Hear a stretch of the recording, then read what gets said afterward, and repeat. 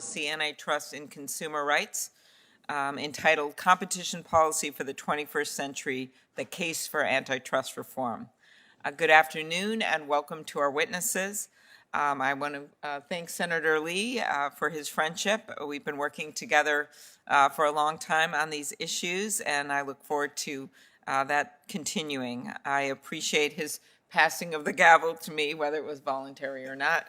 And I also appreciated his text last night where he asked me if I should be called chair, chairwoman, or Klobit chair, which was a new one, so that's nice.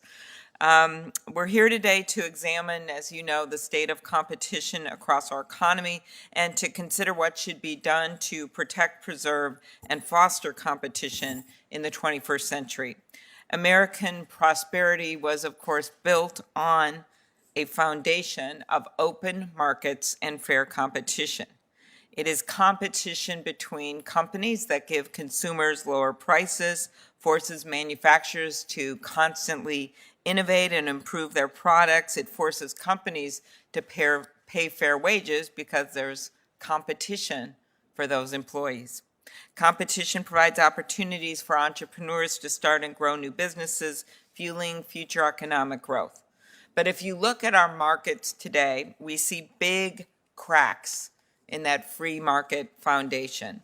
We see more and more consolidation. In so many areas, markets aren't as competitive as they once were, and the devastating impact of COVID-19 on small and medium-sized businesses threatens to make things even worse. We have lost hundreds of thousands of small businesses. But even before the pandemic, well before the pandemic, it was clear that America had a major monopoly problem. An example, more than 2/3 of U.S. industries have become more concentrated even between the years of 1997 and 2012. Now, we all know that the problem is most obvious in technology industries, and we thank our friends in the House, Chairman Cicilline, Chairman Nadler, for the hearings that they conducted all last year and the report, and I would suggest people read that report. At the root of this power lies the ability of a few companies to act as gatekeepers. Thanks to Senator Lee, we had a hearing together on one of those gatekeepers, Google, recently, last year, which in this case controls over 90% of the search market, giving it the leverage to hold companies hostage, but even as we recently learned, entire countries hostage by using its leverage to threaten these countries that they will just pick up their business and their search engine and go somewhere else. That, my friends, is a sign of a monopoly.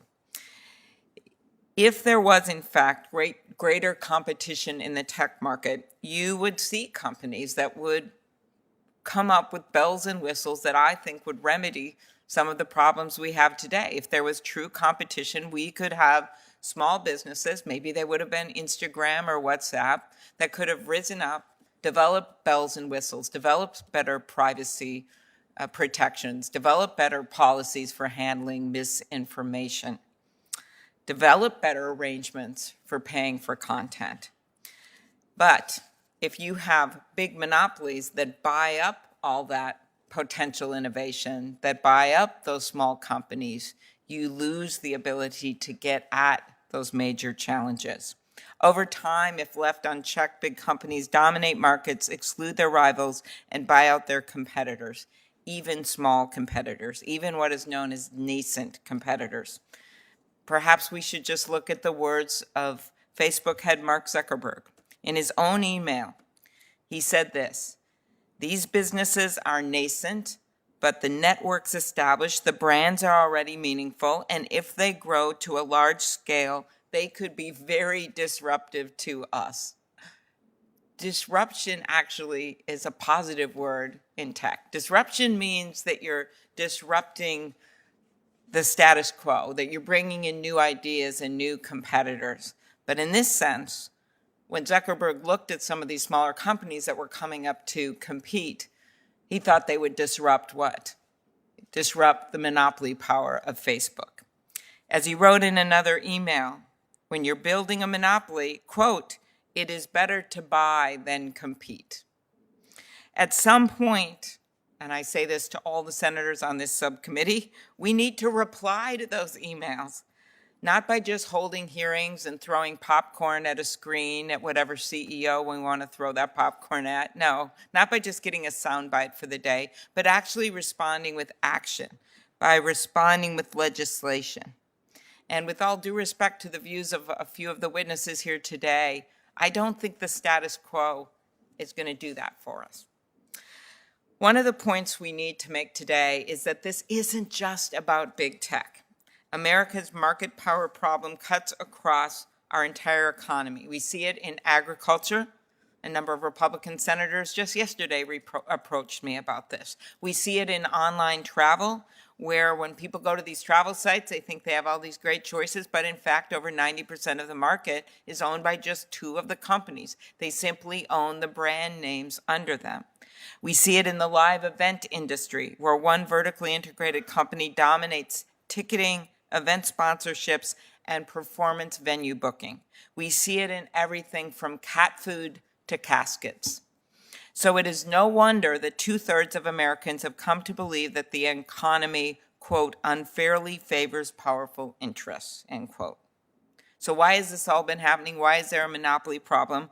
A big reason is that the courts have become increasingly closed off to antitrust actions. Cases like Trinco, Brook Group, and most recently Ohio v. American Express have made enforcing our antitrust laws more challenging. Add to that the fact that Congress and multiple administrations have failed to ensure that antitrust enforcement budgets have kept pace with the demands of a growing and increasingly complex economy. In 1980, when the Justice Department's Antitrust Division was working to break up AT&T, the division had 453 lawyers. 453 lawyers. This includes during the time of Ronald Reagan. By 2017, it had 330 lawyers. The FTC is also a shadow of its former self. It's 1,719 employees in 1980. It's fallen to 1,102 by 2018. Our agencies cannot fight the biggest companies the world has ever seen with duct tape and Band-Aids. And I know that Senator Grassley, who's been such a leader on this, agrees. We are together leading a bill to inject some more investment in these agencies, because we know they actually deliver money when they bring these cases to the government. We know it's worth the money. And we also know that we can do it in a way that isn't on the back of taxpayers by simply changing the fees assessed on large companies. For them, it's a drop in the bucket when they bring these mergers before the agencies. The purpose of the antitrust laws is to protect competition. In America, when we see a problem, we take action, we figure out what is working, what isn't working, and we fix it. That's why I introduced the Competition and Antitrust Law Enforcement and Reform Act with many people on this committee, including Senator Leahy, Blumenthal, and Booker, and many others off the committee have since joined. The bill would increase the baseline for antitrust agency budgets, update the Clayton Act to stop harmful consolidation, outlaw anti-competitive exclusionary conduct by dominant firms, and I'm here talking about markets that are already highly concentrated, and make other reforms to protect competition. I'll end with this, because I truly, with Senator Lee and I starting a new year and so much interest on the Republican side as well as the interest we already had on the Democratic side, this has always been a bipartisan issue. Our founding fathers recognized the dangers of monopoly power. The Boston Tea Party and our fight for independence was partly motivated by a British government-granted monopoly on the tea trade. And America's long tradition of promoting pro-competition policies have often been led by Republicans. Senator Sherman of Ohio was a Republican. Teddy Roosevelt, most notably, the nation's most famous trust buster, a Republican president. Our current monopoly power problem didn't just come out of nowhere during the last administration. It is the product of decisions by Republican and Democratic administrations over the last 40 years. It took both parties to get us into this situation, and it's going to take both parties to get us out of this situation. One good example of that, just yesterday, Senator Kennedy and I introduced a bill to help newspapers and broadcasters negotiate on a level playing field with the powerful digital monopolies that now dictate how consumers get most of their news. I think it's 3 out of 4 consumers get their news off of Facebook and Google. We have strong support for this bill. Senator McConnell was on it last year. Senator Durbin have supported this bill, and the companion bill is with Representative Cicilline and Representative Buck over in the House. Again, bipartisan. So we must find common ground on these issues. At stake is nothing less than the future of our economy and the way of life that it supports. This is about saving capitalism and building an economy that works for all Americans. It's about laws that throughout our history have rejuvenated capitalism. The breakup of the Rail Trust, the breakup of Standard Oil, to the breakup of AT&T. What did we get out of that? Lower long-distance rates. We got an innovative cellular phone industry. We got a strong AT&T that still employs many people, with their own former chairman saying they were a stronger company because of the breakup. We all want successful American companies, but if we want to see the rise of the next generation of great American companies, we need to reinvigorate our competition policy. I look forward to the witness's testimony. I turn it over to Senator Lee. Thank you. Thanks so much, Madam Chair. I want to begin today by talking about the Constitution, the Utah Constitution, that is. I knew I threw you there. I thought you'd be expecting another 1787 moment. Instead, I'm going to go to 1896. My state's Constitution is actually surprisingly insightful with regard to competition policy. Article 12, Section 20 of the Utah Constitution says, quote, "It is the policy of the state of Utah that a free market system shall govern trade and commerce in this state, to promote the dispersion of economic and political power and the general welfare of all the people. Each contract, combination in the form of trust or otherwise, or conspiracy and restraint of trade or commerce is prohibited, except as otherwise provided by statute. It is also prohibited for any person to monopolize, attempt to monopolize, or combine or conspire with any other person or persons to monopolize any part of trade or commerce." This is riveting stuff, but it's actually got some good wisdom in it. You notice how in Utah, we've tied free markets and antitrust enforcement, the prohibition against monopolization and the protection of competition itself, directly with the dispersion of economic and political power. This was prescient. Today, our competition problems in this country have truly become political problems. We see this when trillion and billion-dollar monopolists are eager to impose their ideological censorship called for by their political benefactors. And it's worth remembering that some of my colleagues want to punish big tech not because it engages in too much censorship, but because it doesn't censor speech enough, speech with which they disagree, that is. That isn't a competition concern, it's extortion. But our competition problems go beyond big tech. I'm especially concerned by cases in which free markets and competition are distorted by the government itself, putting its finger on the scale to pick winners and losers in the marketplace, whether through regulation or lax antitrust enforcement or otherwise. Sadly, this too has become increasingly common. For example, many parents at this very moment wish very much that they could send their children back to school. In fact, many children who were suffering from record high rates of anxiety and depression themselves wish that they were back in school. But the federal government and many state governments have starved the education market of competition, instead imposing protectionist policies for public school monopolies. Now, maybe if education itself had more competition, say by ensuring that funds followed students rather than schools and teachers' unions, parents and students would have more options and better education. Speaking of the efforts of the pandemic, the last year has been devastating for many small businesses. This is due in no small part to onerous and prolonged lockdowns that shuttered local brick-and-mortar stores and drove consumers into the arms of big tech monopolists like Amazon. I'm glad that so many of my colleagues across the aisle share this concern, and I wish we had all considered this risk while cheering on some of those same lockdowns. The same thing has happened in healthcare, too.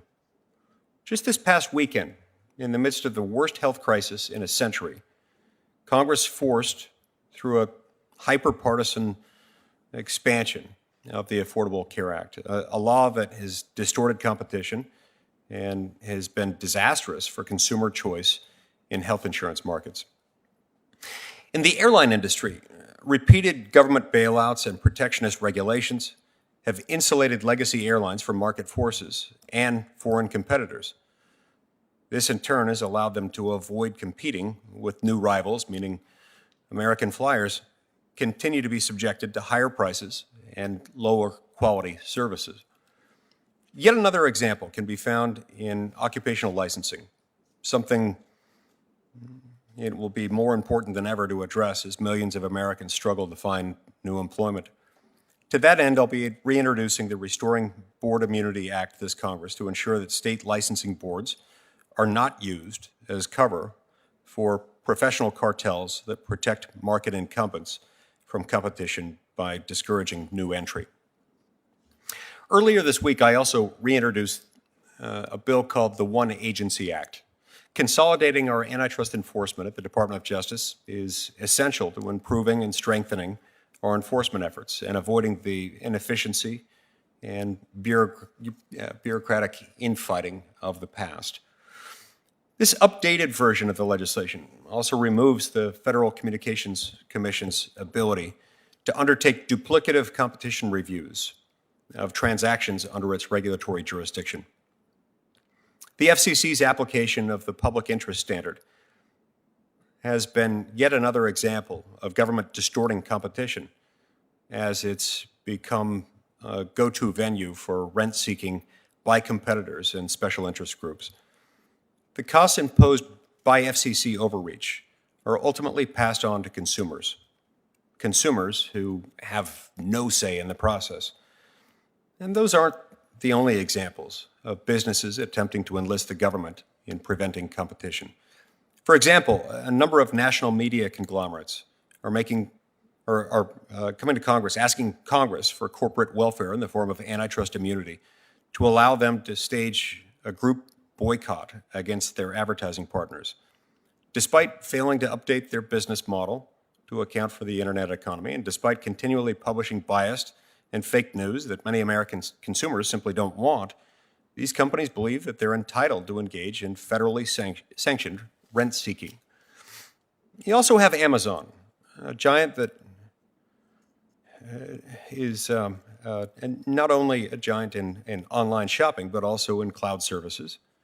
It's attempting to have a federal judge force the Department of Defense give it $10 billion, a $10 billion contract that it lost to a competitor. Not only did Amazon lose the contract on the merits, but giving Amazon the contract would only further cement Amazon's market power and make it harder for new entrants to compete.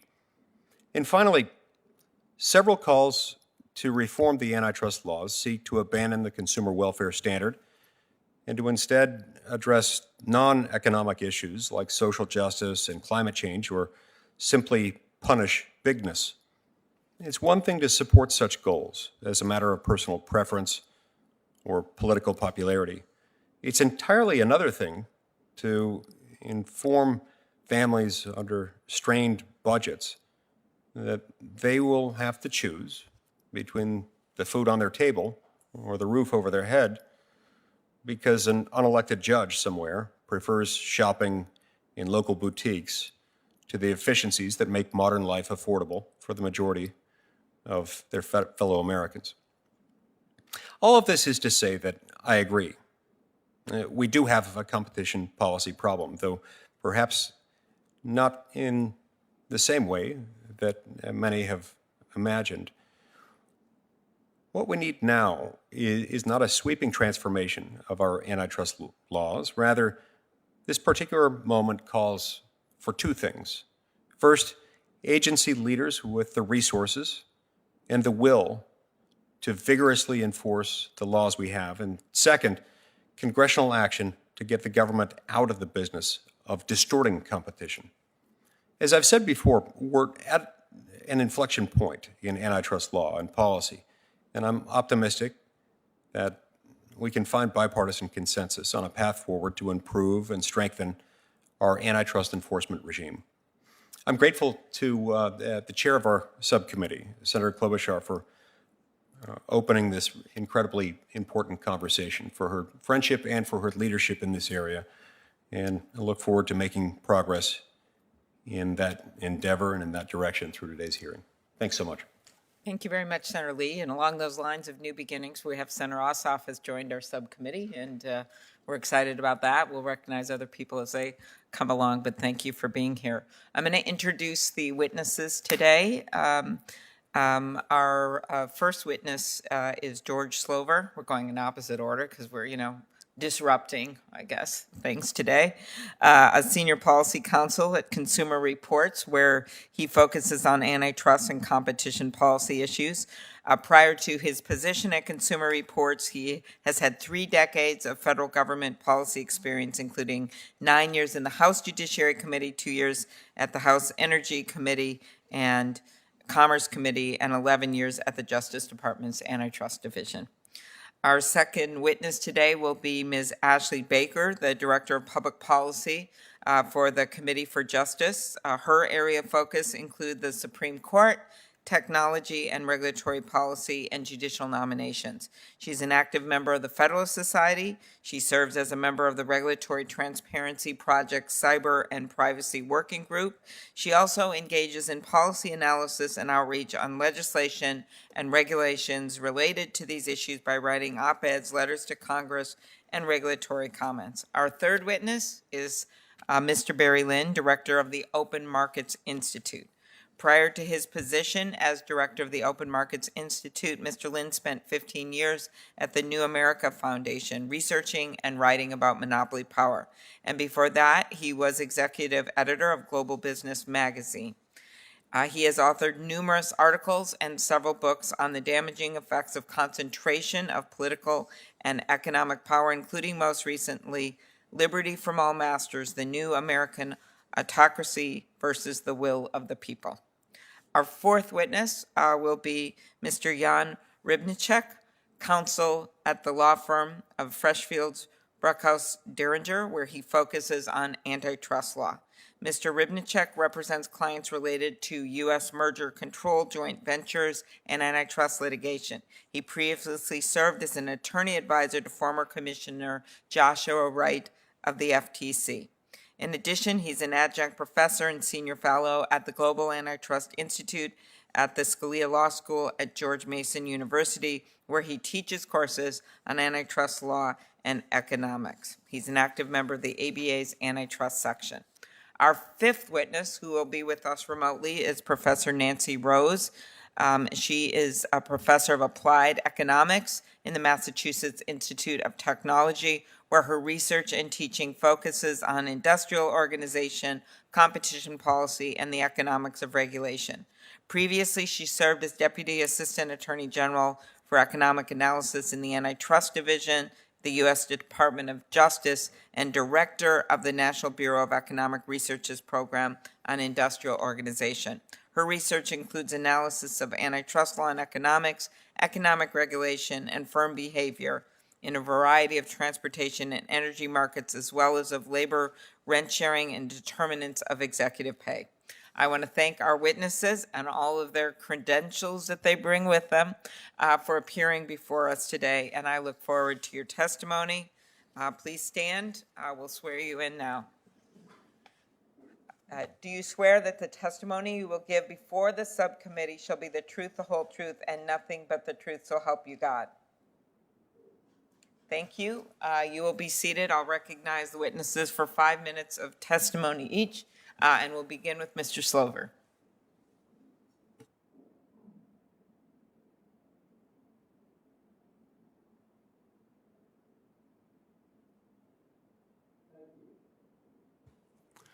Thank you. Our antitrust laws are not working as they should. Sensible clarifications are needed. Competition helps the marketplace work for consumers by empowering them with choice, the ability to go elsewhere for a better deal. That makes businesses responsive, offering better choices at more affordable prices and spurring innovation. But there is a profound imbalance of power in the marketplace. Increasing concentration is leaving consumers with fewer choices and less leverage. Consumer spending drives the economy, yet they are being denied a fair voice. This power imbalance is starkly evident in the online marketplace, where a handful of dominant digital platforms are calling the shots as gatekeepers. But it's happening throughout our economy. Congress has amended the antitrust laws from time to time. It's time to amend them again, to correct off-course court interpretations and provide appropriate guidance. These measured reforms are far from all that's needed to right the imbalance, but they are essential to it. Two areas in need of a course correction are mergers and exclusionary conduct. Merger enforcement has lost potency. Half a century ago, Justice Stewart complained that the rule for merger challenges was the government always wins. That time has long passed. Antitrust enforcers now face skeptical courts that instinctively view merger challenges as business interference. Section 7 of the Clayton Act embodies Congress's intent that harmful concentration trends be arrested in their incipiency before the harm is too locked in. It prohibits mergers where the effect may be substantially to lessen competition. But courts have read the may right out, requiring proof of immediate, quantifiable harm. That has led to examining mergers in isolation with blinders as to what's on the horizon. Right up to the brink of immediate harm, no margin for error or for a key player deciding to close shop. We've seen the riskiness of this short-sighted brinksmanship in the COVID pandemic, where supply chains suddenly gave out, exposing our over-reliance on too few suppliers for critical needs. The prohibition against exclusionary conduct, a dominant corporation sabotaging its competitors, cutting off access to critical supplies or customers or distribution, has also been weakened. First, courts have required proof of a dangerous probability of success to create a monopoly. This leaves out corporations that clearly have enough market power to harm competition and are clearly harming it. Second, various theories have gained currency to explain away exclusionary conduct as never making logical business sense. This erects a bulwark of theory against concrete empirical evidence of actual harm. Like the Marx Brothers, they are asking, who are you going to believe, me or your own eyes? Efficiencies claims are at the core of every merger proposal, but this puts the cart before the horse. Efficiencies aren't even a factor until a merger is assessed as unlawfully harmful, and then they cannot excuse that harm or be traded off against it. They matter only if they show that there is no harm, that the merger actually increases competition. And they can't just benefit the corporation's own bottom line. A merger combines two workforces so you can cut costs by cutting redundant jobs. But those jobs were necessary before, when the two corporations were competing. So cutting them is a byproduct of reducing competition. As to the consumer welfare standard, we naturally view antitrust through a consumer-oriented lens, but it's a wide-angle lens. Some theorists would constrict consumer welfare to short-term, lower retail prices, even to use the corporation's ability to cut costs as a proxy. But consumer welfare is much broader. It's an all-encompassing look at all the ways consumers benefit from choice, short and long-term. And it benefits from competition at all levels of the production and distribution and marketing chain, because that's what generates the choice for consumers. For the marketplace to be working for consumers, it has to be working for all who seek to reach them. Senator Klobuchar's bill makes both the merger enforcement and exclusionary conduct course corrections while hewing to well-established antitrust principles and terminology. We believe it provides a solid basis for bipartisan discussion which we hope will lead to a consensus for effective solutions to ensure that our antitrust laws are effective guardians of competition in the 21st century marketplace. Consumer Reports stands ready to assist you. Very good. Thank you very much, Ms. Baker.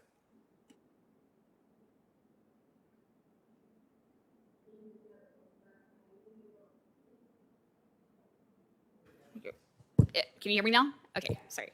Yes, thank you for having me. So I want to address a couple of things.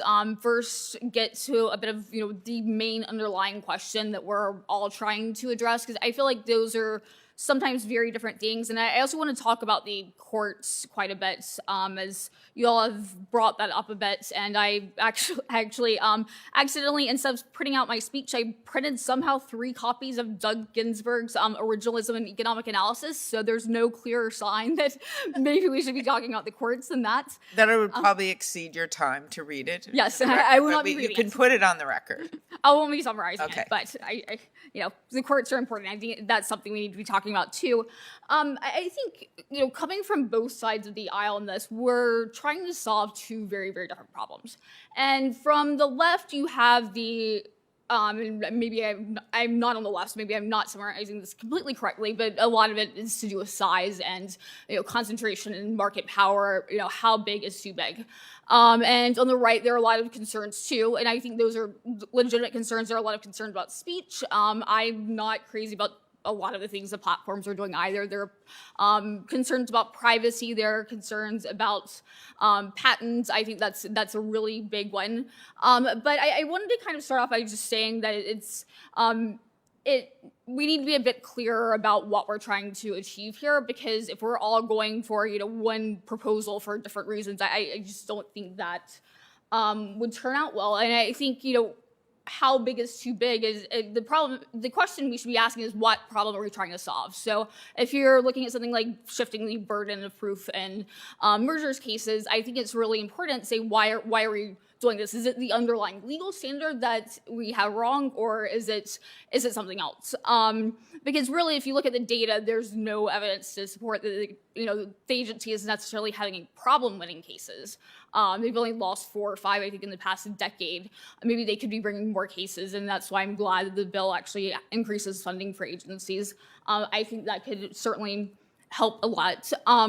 When coming back to the issue of the courts, I know it kind of came up earlier, the issue, the kind of tension between how did we get here with the consumer welfare standard. And that's something that I keep repeating to my colleagues on the right who don't really understand the history of 1890 to 1910 or so, and why exactly it is that antitrust law came to be developed through common law judicial interpretation. I think it's you have to make a distinction between this type of judicial activism that we talk about in kind of the pejorative sense, and common law judicial interpretations that build a body of law. And I'm not saying those 2 things are necessarily mutually exclusive. You can have both, but it's the consumer welfare standard that keeps those things kind of apart.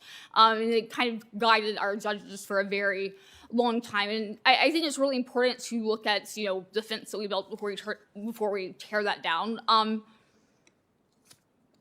To get at a couple of things that I think that changes in antitrust law shouldn't do. I'm wary of anything that does undermine property rights.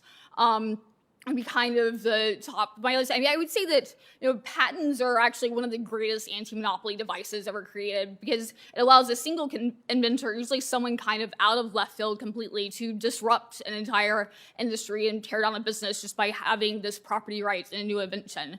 And I think we need to look at our patent system a lot more closely.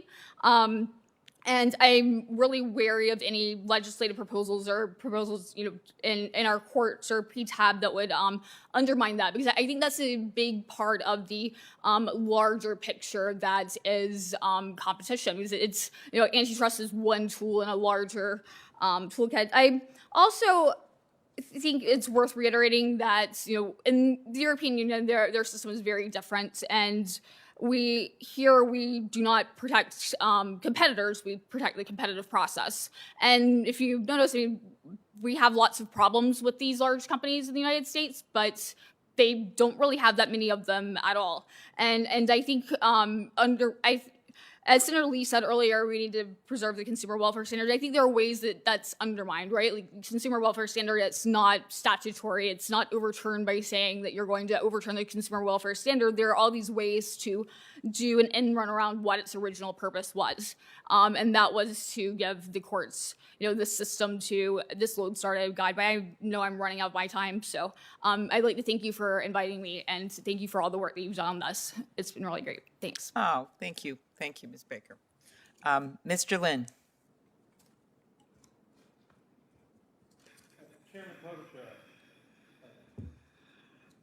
Ranking Member Lee, members of the subcommittee, thank you for inviting me to speak with you on this very important topic. I am Barry Lynn, and I direct the Open Markets Institute. It's good to see you all again.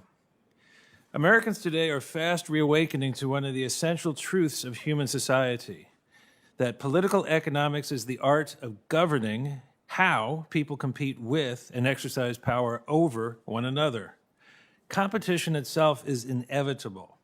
What people can control is whether corporations and markets are structured to promote liberty and well-being of the individual, the ability of citizens to make wise decisions, and the security and prosperity of the nation. For 2 centuries, Americans were masters of engineering competition policy to achieve these ends. American citizens used anti-monopoly laws to make themselves the most equal and free people in the world, and the most prosperous, innovative, and powerful. But 4 decades ago, Americans radically altered how we think about and enforce competition policy. Rather than aim to promote liberty, democracy, and community, policymakers said we should focus on efficiency alone. The result today is that Americans face the gravest set of domestic threats to liberty and democracy since the plutocrats, perhaps since the Civil War.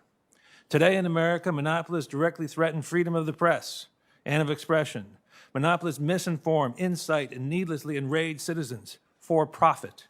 Monopolists tax, manipulate, extort, and steal other people's businesses. Monopolists destroy vital industrial capacities. Last year it was face masks. This year, semiconductors.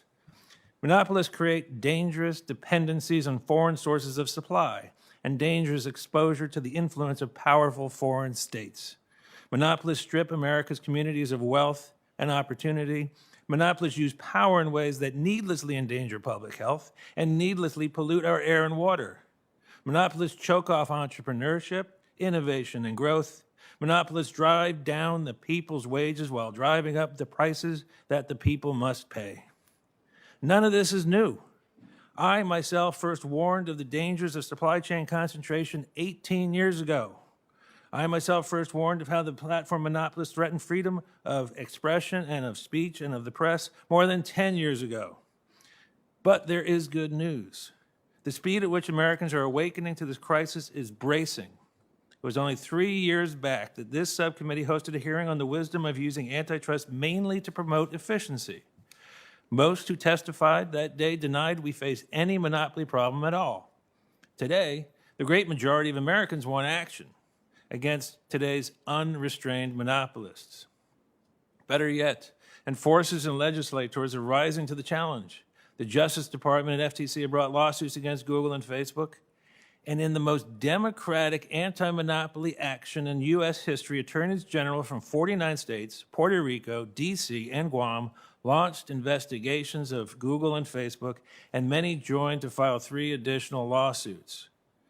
Then there are the efforts to update, strengthen, and refine America's antitrust laws, with Senator Klobuchar providing an excellent start.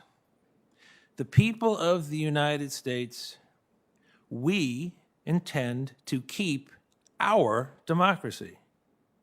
Our task today is to begin to map out stage 2 in this once-a-century battle to restore people's control over the U.S. political economy. In my written testimony, I focus on 5 challenges we must meet. First, admit the full magnitude of the monopolist threat to democracy. Second, relearn the original purposes of competition policy, which are to protect democracy and individual liberty. Third, relearn how to use non-discrimination rules and bright-line rules. Fourth, reintegrate antitrust with trade, patent, corporate governance, and national security industrial policy. Fifth, understand the political, economic, and intellectual opportunity that lies before us. This last point is especially important. Our opportunity today is not merely to solve the most pressing threats, it is to relearn how to dream of an America that is far more democratic, liberal, just, community-oriented, forward-looking, and secure than any of us have dared imagine in a generation. That's the America that we can build, all of us, together, using smart competition policy. You, here in this room, have the power to make this future come true. Thank you very much, Mr. Lynn. I like that you said this was a once-in-a-century battle as Senator Durbin, the chairman of our committee, came in to mark the importance of this discussion. So thank you very much for your testimony. Next, we're pleased to be joined by Mr. Rybnicek. Thank you. Chairwoman Klobuchar, Ranking Member Lee, and members of the committee, thank you for inviting me to appear before you today. My name is Jan Rybnicek. I'm an antitrust practitioner, an adjunct professor, and a former enforcer. I am grateful to the committee for holding this hearing, and I look forward to sharing my views. For the avoidance of any doubt, my views are my own, and they don't represent the views of any client or the law firm. I want to use my remarks to make 3 points. First, the American economy is competitive and innovative. It is the envy of the world, and it serves U.S. consumers well. There should be substantial evidence of systemic competitive harm to warrant abandoning decades of judicial economic experience in favor of dramatically reducing or rewriting the antitrust laws. That evidence does not exist today. The recent debate about antitrust was born out of research suggesting that U.S. markets have become more concentrated over the last several decades, and that, as a result, competition has declined. The implication is that lax antitrust enforcement is to blame. While economists across the political spectrum have acknowledged that the link between concentration and competition is tenuous at best, the popular narrative about increasing concentration does not withstand scrutiny on its own terms. For one, it uses broad sector-level categories to measure concentration across groups of products as diverse as used cars and groceries. This does little to inform us about the state of U.S. competition. Thankfully, competition in the marketplace of ideas is as robust as competition in our actual markets, and the initial research spurred follow-on studies. These later studies have shed more light on what actually may be happening in our economy. What they show is that while sector-level concentration is increasing at the national level, it is actually decreasing at the local level. What that means is that national players are becoming more efficient and expanding into local markets, resulting in more rather than less competition. Together, these studies throw cold water on claims that increasing concentration suggests competition is declining in the U.S. and that overhauling the antitrust laws is necessary. We should be especially wary of pursuing antitrust overhaul given the actual performance of the U.S. relative to her global counterparts. The United States has become the unequivocal global leader in innovation. It is where the world's leading innovators have taken root and where the next wave of entrepreneurs are laying the foundation to become disruptors. While the reasons for this success are no doubt complex, it is in part because the U.S. has developed well-defined antitrust laws that protect against competitive conduct while also allowing pro-competitive conduct to flourish. So while some have observed that competition policy in the U.S. has diverged from the more interventionist approaches in Europe and elsewhere, the more important divergence to recognize and welcome is America's clear leadership in investment, innovation, and entrepreneurship. Second, modern antitrust has developed into a principled body of law. It has been made coherent through the adoption of the Consumer Welfare Standard, and it is easy to forget that there was a time when antitrust employed incoherent doctrines and promoted vague social and political goals that not only failed to promote competition, but in many cases dissuaded competition that would bring consumers lower prices, greater innovation, and other benefits. The Consumer Welfare Standard rescued antitrust and grounded it in a more disciplined and tractable framework. In doing so, it fosters the rule of law and helps prevent arbitrary and politically motivated decisions. Efforts to undermine the Consumer Welfare Standard would do far more harm than good.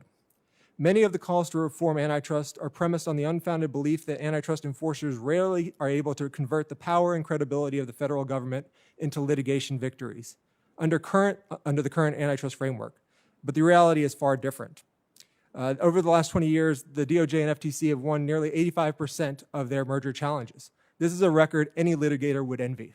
Significant changes to existing antitrust law should be predicated on showing that antitrust enforcers systematically are losing cases under the current standard that they should win.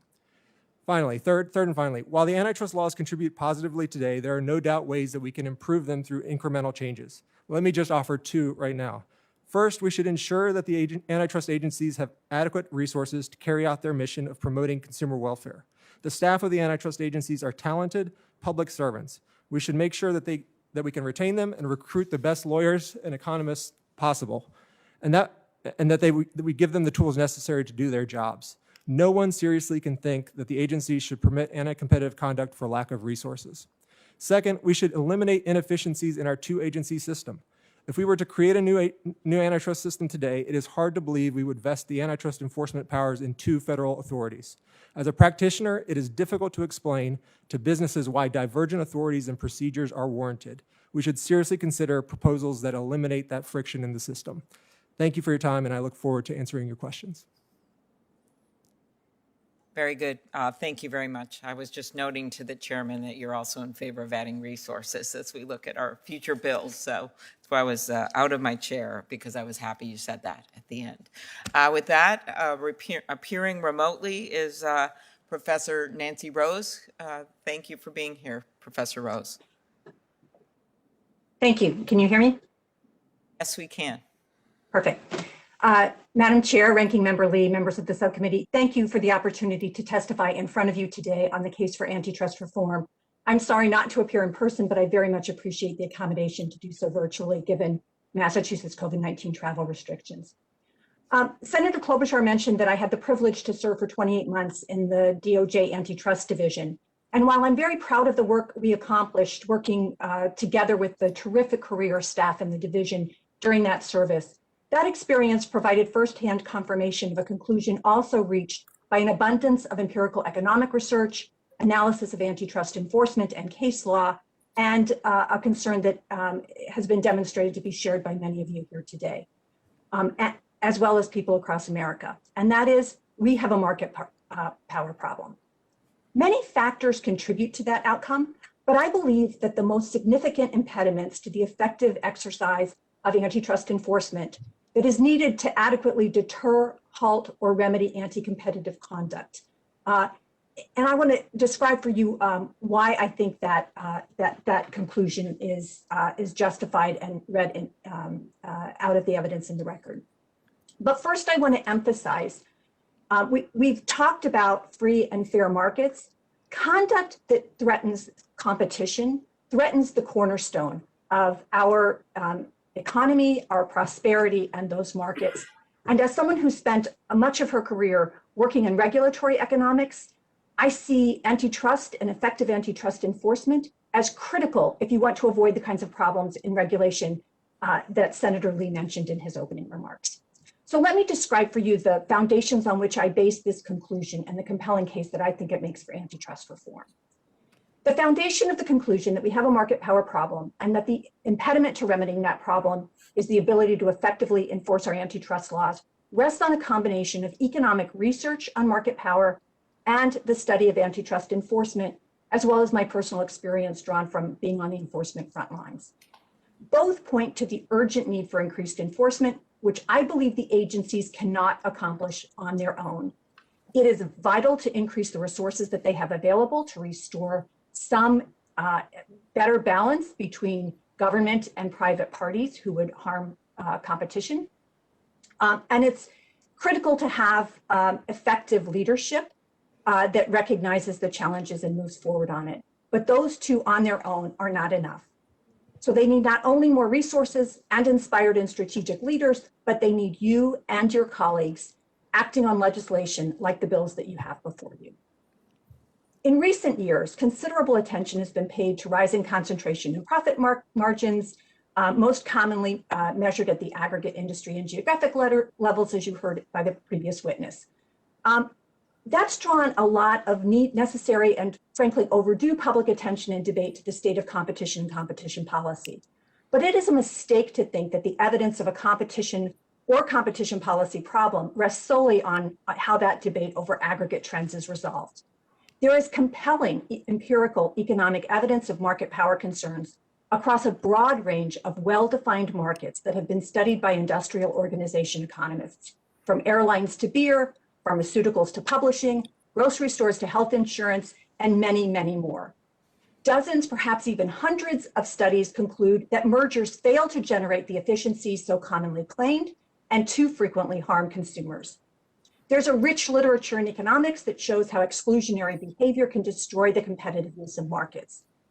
Nor is competitive harm restricted to product markets. Many providers of inputs into concentrated markets, including farmers, nurses, doctors, and workers, to name just a few, are harmed by anti-competitive consolidation or exclusionary conduct of firms to which they sell their services or products. The US economy may be a model in many respects, but it is not as strong or as vibrant or as innovative as it could be if we did a better job protecting competition rather than monopoly. But economic studies are far from the only source of evidence on our growing competition problem. The operation of the antitrust enforcement system itself provides a wake-up call for anyone doubting the significance of it. Antitrust is at heart a deterrence-based system, and the evidence is the deterrence is no longer working as it should or as our country needs it to. Agencies are increasingly required to spend scarce resources investigating, challenging, and litigating mergers to duopoly or even monopoly. It's not surprising the win rate is high when you bring cases like that. But you've got to bring those cases, otherwise you have a monopoly problem. And that leaves unresolved hundreds of challenges that could take place where we had the resources and the case law to support them. Nascent competition has been mentioned as just an example. And the problem's even worse on the conduct side. So what I would say in conclusion is that we face clear and convincing evidence of harm to competition and competitive markets, that the problem is in part a resource problem, but even more significantly, hostile case law to enforcement and over-reliance on settlements, perhaps because of a result of inadequate resources combined with the state of judicial reading of antitrust laws. And I believe economists have had a role to play in excessive quantification. So I thank you for the opportunity to speak with you today and for the protection of our vibrant competition and our American economy that I hope that you will act to preserve. Thank you. Thank you very much. I'm going to go through these issues just one by one. I guess I'll go to maybe you, Mr. Lynn, first. When Mr. Rybnicek was talking about the fact that there's not really concentration, he acknowledged that there was by sector, but not locally. I've just looked at all this literature that Professor Rose talked about, and I think there is a lot of concentration going on. I think people feel it out there, and it's everything from walking into the Senate and hearing some pretty conservative Republicans talk about how their cattle ranchers are feeling right now, to hearing from just regular people who are trying to buy things and find competitors and they can't. Could you give me 30 seconds on, even outside of tech, what you're seeing with concentration? No, I mean, this is one of the most important things that's happening throughout the American society, which is this concentration of power at the local level. You know, and just one example is in hospitals and in healthcare and clinics. I mean, we've seen massive concentration in particular regions, in Baltimore, in Pittsburgh, in Cleveland, and wherever you see that kind of price, that kind of concentration, prices skyrocket, and the delivery of service in many ways goes down. We've seen the stripping out of clinics and small hospitals across America. Rural areas have been especially hard hit. But as you mentioned, this is something that is affecting, heartland communities all across our country. It's retail, it's agriculture, it's, wherever you look. There's not a single sector where you're not going to see significant concentration, sometimes extreme concentration over the last 20 years. Yeah, one of my favorite moments of this was John Oliver did a segment and he went through all of the concentration examples from cat food to online travel, and he ended the segment by saying, if it's enough to make you want to die, good luck, because now there's only 3 casket makers, and he showed them, and since then one has bought the other, so there's only 2.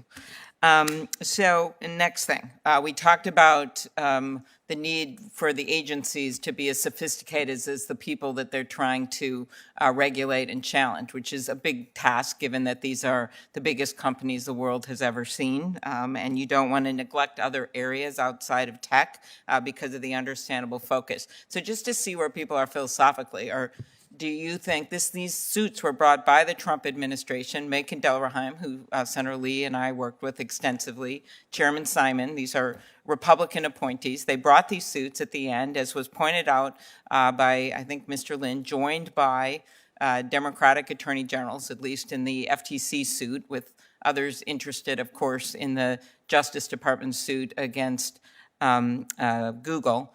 Do you think it was a good idea to bring those suits? Just yes or no, Mr. Slover? Absolutely yes. Okay. Ms. Baker? Yes, depending on the, overall, yes, I am in favor of enforcement, yeah. Okay. Mr. Lynn? Yes. Okay. Mr. Ribchuk? I'm not going to opine on the suits. I mean, antitrust is a fact-intensive exercise, so I think. Okay, that's fine. And then Professor Rose? Absolutely. Okay. Yeah, I think she said clearly in a very professorial way. Okay. So I just say that because I think there is some widespread agreement across the country and across the aisle on these suits. And so if you do that, as I said, you can't take them on with Band-Aids and duct tape. And I really did appreciate, outside of your views on those lawsuits, Mr. Ribchuk, that you are of support funding these agencies. And I don't know if you want to take this, Mr. Slover, but as having someone that's worked extensively at agencies in the past, these are agencies right now, the numbers are a shadow of their former selves when you look at even during the Reagan administration.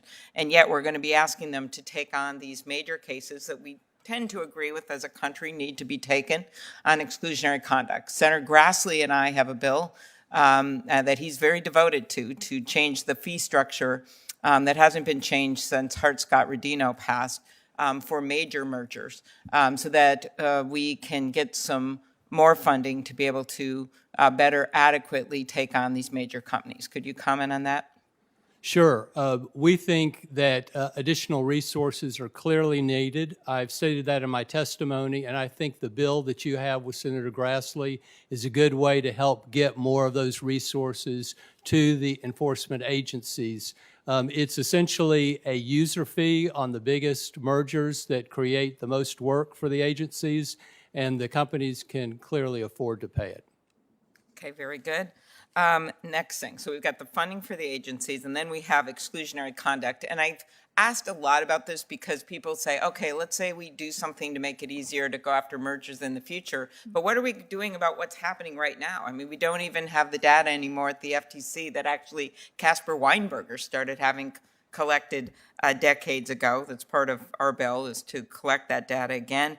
But people see this, how this is this intractable. What can you do about conduct that's going on right now, like predatory pricing, where you try to drive your competition out of business with extremely low prices so you can raise them later? That's what predatory pricing is. It seems real good at the beginning, and then it's a monopoly, and they can just jack up the prices. Exclusive dealing, where you force your customers to agree not to deal with your competitors, or strategies to cripple your rivals. And I read again from Mr. Zuckerberg's exact words from his email, in which he said that these businesses are nascent, but the networks established, the brands are already meaningful, and if they grow to a large scale, they could be very disruptive to us. And then he goes out and buys them with the words, "It is better to buy than compete." I guess I would go to you, Professor Rose. Exclusionary conduct, can we actually, I know you see it as a problem, but can we actually do something about it? I think we can, Senator, and I believe that what we need, however, is a recalibration of what the antitrust laws mean, what Congress intended when it passed them. We're seeing court decisions that are really nullifying, I think, that congressional intent, and even just basic understanding of what exclusionary conduct is and a business judgment. The examples you gave are terrific. You know, we basically, I think it's almost impossible to successfully bring a predatory pricing or predatory behavior case at this point, and that shouldn't be. I mean, that if you believe in competitive markets, if you believe in small businesses, If you believe in the kind of entrance that some here today have talked about, you want to give them a fighting chance, and you don't want to allow incumbents to drive them out of the market before they've even had a chance to compete. And So when- I when think there are a Mr. variety. Sorry. Okay, no, well, when Mr. Ribnichek has this argument that, oh, hey, they've won 85% of their cases in court, so there must not be a problem. To me, I get this, but to me, it means that they're not bringing all the cases. One, they don't have the resources, and two, they know how the courts are going to rule. I think that's right. And I think the third factor is that you have to, when you've got a legal environment, a judicial environment that's as hostile to considering exclusionary conduct as the present environment is, you worry a lot that if you bring a case, not only will you lose, right? The agencies can take a loss. That's not a problem. But you worry that you'll create bad precedent, bad case law. And the shining example of that from recent years is the American Express case. The DOJ won at the district court level, went all the way up to the Supreme Court, and we have a truly terrible Supreme Court decision that not only meant we couldn't enforce against those anti-steering provisions in the credit card market, crippling competition in the credit card market, but it also now means that lower courts are using that to mean basically anything's fair game in a platform industry or in a two-sided market. And that's really devastating. Mm-hmm. All right, I'm going to go back to you, Mr. Slover, on a second round. I know you want to answer this, and I also want to talk about mergers, but I thought I'd end and shifting the burden on mergers and how that could be helpful. But I wanted to lead with exclusionary conduct just because we can't pretend we don't have a monopoly problem right now. And that is the bill that I just introduced with Senator Kennedy to give an even playing field for our journalists. And I know that you and I both agree, I've been on forums with you about the need for looking at consolidation in the media, and that a vibrant and independent free press is vital to our society and our democracy. You've been a journalist yourself. I'm the daughter of a journalist. And our free press right now is under threat. And we saw this played out in such a big global way in Australia, where we realized even a company the size of News Corp was at least rose up and was trying to challenge this. And literally these tech companies threatened to just take their marbles and go home and leave an entire country with basically no search engine and losing their biggest platform. Obviously, it didn't work as the world looked and regulators across the world started looking at this. But this is the philosophy of this bill, that we have to have an even playing field and allow people to negotiate. Could you comment on that? Yeah, I mean, I think it's a very important bill. It's very important that we even the playing field. I think it's also important for us to look ahead and actually begin to plan how do we reconstruct the entire marketplace for advertising in the United States. I mean, advertising from the founding of this country, advertising has played a fundamental role in creating the environment in which the free press can operate. And, it was, advertising is what allowed publishers not to depend on government handouts. Advertising is what allows publishers and journalists to not depend on philanthropy. Advertising is what allows publishers and journalists to be free thinkers and to say what they want. And the advertising that exists out there should be attached to publications. It should not be captured by and diverted by the intermediaries. That's what we're seeing today. Is we see intermediaries, gatekeepers, choke point corporations exploiting their power to steal other people's money, and they're starving the free press in the process, and they're starving our democracy. To the point. Thank you. With that, I turn it over to Senator Lee. Thanks. Thank you. Something that I've been adamant about, but something that some seem to struggle to grasp, is that the consumer welfare standard is in no way, shape, or form a get-out-of-jail-free card, not for big tech and not for any other monopolist. And advocating for the consumer welfare standard is entirely consistent with a belief in the need for strong, aggressive antitrust enforcement. Judge Bork, perhaps the single most famous advocate of the consumer welfare standard, of course, supported the breakup of AT&T the Department of Justice won its antitrust case against Microsoft under the consumer welfare standard, and the Department of Justice won its, having won that antitrust case a couple decades ago, brought another action last year under the Trump administration. It sued Google and Facebook for monopolization under theories consistent with the consumer welfare standard. Mr. Rybnicek, I'll start with you. Do you agree that current law and precedent provide adequate tools to police the behavior of today's monopolists? Yeah, absolutely. I think that the consumer welfare standard and the antitrust frameworks that have developed over the last 50 years absolutely have the ability to identify anti-competitive conduct when it exists. The consumer welfare standard is not some sort of narrow framework that only gets at very specific harms. It is a way of taking the nebulous concept of protecting competition and putting it into action into a framework that is tractable and that courts and enforcers can apply. And it absolutely can reach a wide variety of conduct, whether it's based on price, quality, innovation. Those are all features that are captured in the consumer welfare standard. Thank you. That's helpful. Ms. Baker, I want to turn to you next.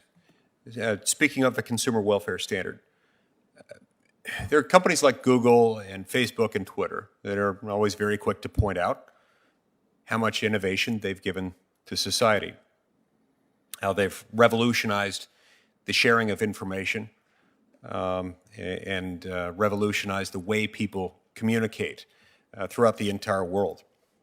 But I wonder sometimes whether this is necessarily an unmitigated good. YouTube's algorithms are known to feed obscene content to unsuspecting innocent children.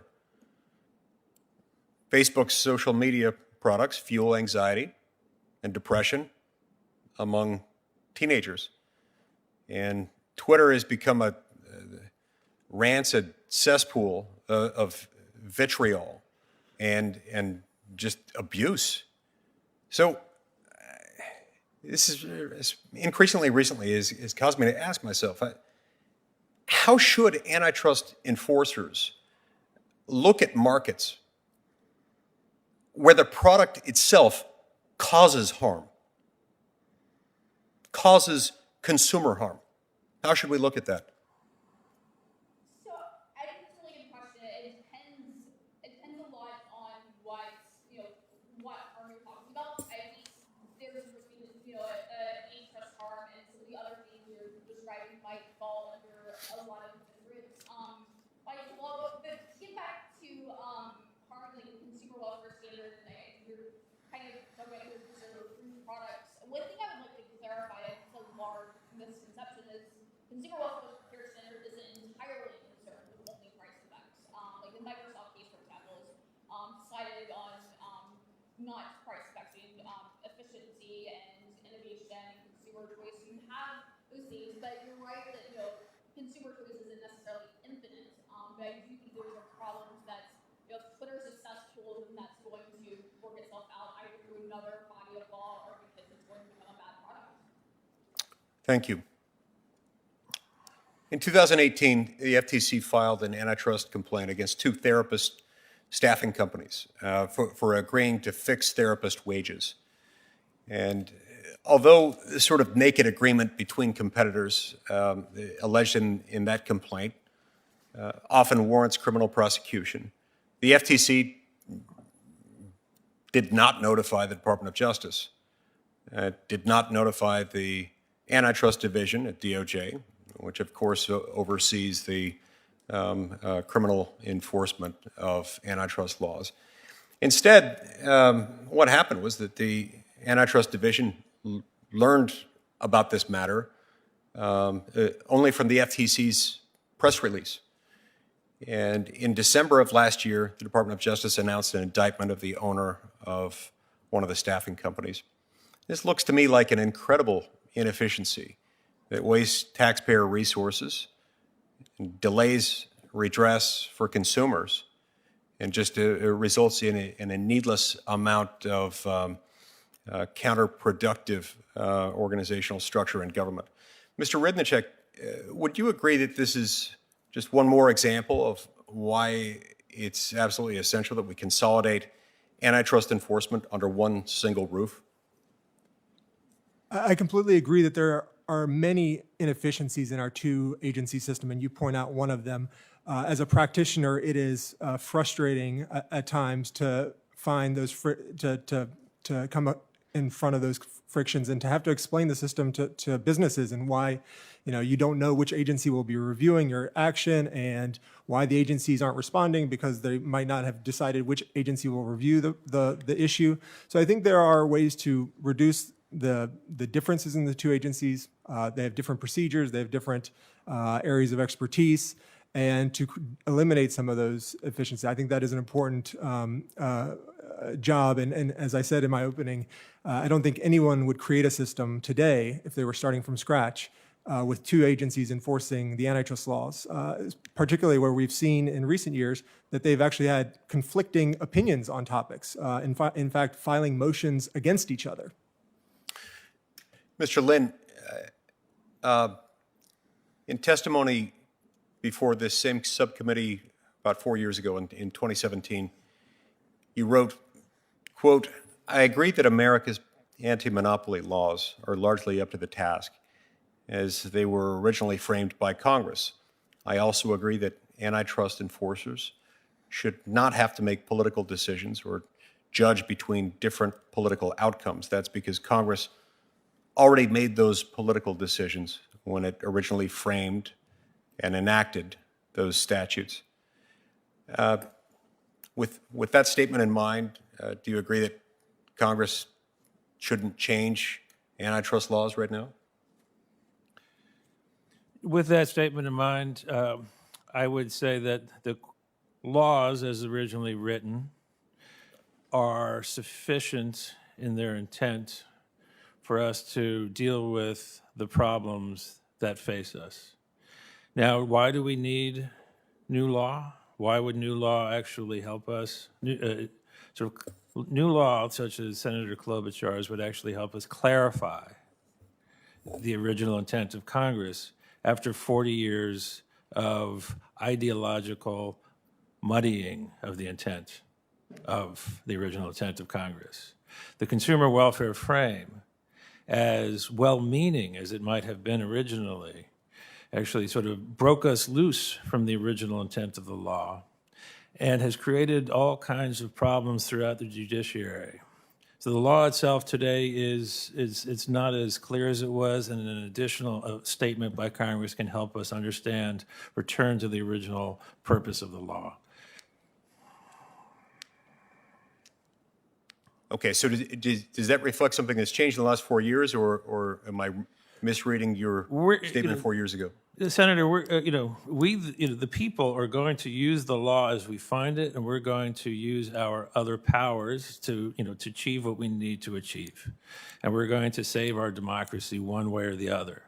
So if there is no new piece of law, we're still going to win. We're going to use the existing law in whatever way we can use it. That's one of the things that we see with the attorney generals of the United States. You have 49 attorney generals of the United States standing up to take on Google and Facebook. That's actually, in terms of like trying to concentrate all of the authority within a single agency, there we have proof about why that's dangerous. Remember, it's like the last time we had a problem in this country with this degree of concentrated power, what was the decision by the people of the United States? It was to create a new agency, separate agencies, to create competition among the enforcers so that if one enforcement agency is run by someone who doesn't understand what's going on or is captured or in some way controlled, then you have another agency to create rivalry. And then, in fact, they said that's not enough, and we're going to establish this authority in every state of the union so that people all around the country can use this authority, the antitrust authority, to keep themselves free. My time's expired. Those are, of course, 50 separate sovereigns. It's a different question from whether we ought to have two heads of the same beast. Thanks. I thought you liked him talking about original intent, though. That's what I thought. Okay, next we go to Chairman Durbin. Thank you for joining us. I wouldn't miss it. This is the first voyage of this subcommittee under the chairmanship of Amy Klobuchar. We certainly know Senator Klobuchar knows antitrust. In fact, she's written a book. It's called Antitrust: Taking on Monopoly Power from the Gilded Age to the Digital Age, coming soon to a bookstore near you. And I'm told it's only 624 pages long. So it's just in time to become a runaway bestseller summer vacation beach read. I'm sure it will be a success. You may be surprised, there are cartoons. I'm looking forward to the pictures. That's one night's reading for Senator Lee. Yes. And let me just tell you, 15 years ago, I walked into this room and sat down at that chair, and Senator Specter had a subcommittee hearing on a topic I'd never heard of before. It was called the interchange fee, the swipe fee. I didn't know what they were talking about. And the retailers all lined up at the table just like yours and explained what was going on here. They said that these fees, swipe fees, were being charged by Visa, MasterCard, and the other credit card companies to all of the merchants and retailers who were using them for card transactions. It turned out they were not negotiated. They were mandated. Visa and MasterCard said, this is what you will pay for each transaction at your restaurant or shop. And you have no bargaining power whatsoever. If you don't want to pay it, don't use Visa or MasterCard. See how long you last. Those fees were far in excess of any reasonable measure of cost and far higher than they would have been charged in a competitive market. But Visa and MasterCard still are so dominant in the payments market that merchants couldn't stay in business without using their cards. Last year, American retailers and merchants paid out a staggering $62.5 billion in swipe fees imposed by Visa and MasterCard. And the fees, incidentally, they announced, are going up again next month, just in time for your little restaurant that somehow managed to survive and reopen in a pandemic to go into business and have your credit card company say, now you're going to pay us even more. All those costs are ultimately borne by consumers across America, and I have seen, by and large, the power of Visa and MasterCard throughout this whole process. I introduced an amendment, affectionately known as the Durbin Amendment, which is either famous or infamous, depending on your portfolio, but it took $8 billion out of swipe fees a year from Wall Street, and they didn't forget. They're waiting for an opportunity to get even again. Where is the policing authority to stop this duopoly from doing this to every merchant and retailer in America? I don't see it. My question gets down to something even more basic. It was 20 years ago, I believe, I had lunch with Judge Posner in Chicago, an interesting man, and we talked about a number of things. He had been appointed to a case involving Microsoft at the time, and he is a very smart man. He's since retired from the bench, but he's viewed as a very smart man, controversial in some circles. And he said to me, I find it very difficult to understand the complexity of the issues in this case. I cannot imagine a jury of just ordinary Americans even grasping what we are talking about in these cases. So let me ask you, when it comes to the ultimate arbiter, a jury, a court, are we talking about issues that are so complex in their nature that they're likely to be settled out of desperation because there's no place to go? Mr. Lynn? I mean, that's an excellent question. And it actually gets at one of the points that I think is really important for us to understand about anti-monopoly law, which is that structure is important. When you have a corporation that is extremely complicated, that is extremely far-reaching, that is engaged in many businesses all at once, I mean, say Google, it becomes impossible for anybody, I mean, not even just a juror, there's no government agency that could ever understand what's going on inside of Google. And then you don't want to build a government that's big enough to understand what's going on inside of Google.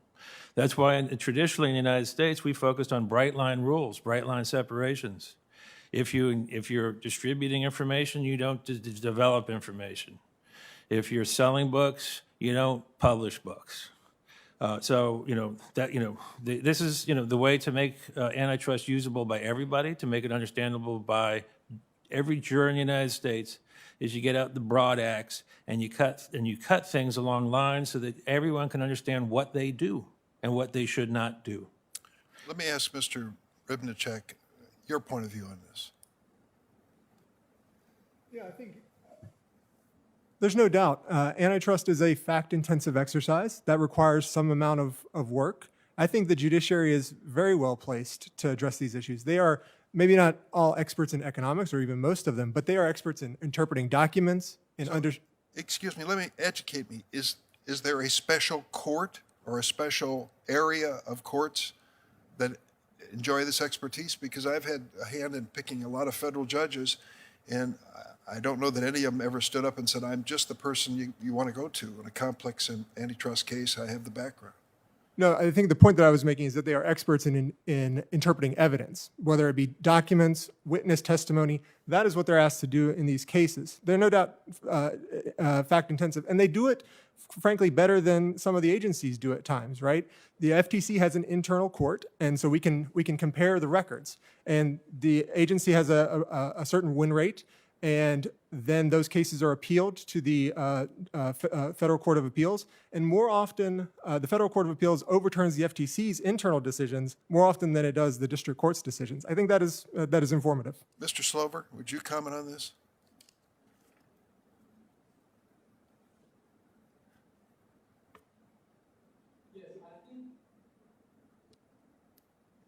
I think there are inherent complexities which challenge any court to come to grips with. I think that's one of the advantages of having the Federal Trade Commission as a separate organization with the bipartisan leadership and its own internal processes, so that some of these issues can come better to light for education within the commission and also education with the public.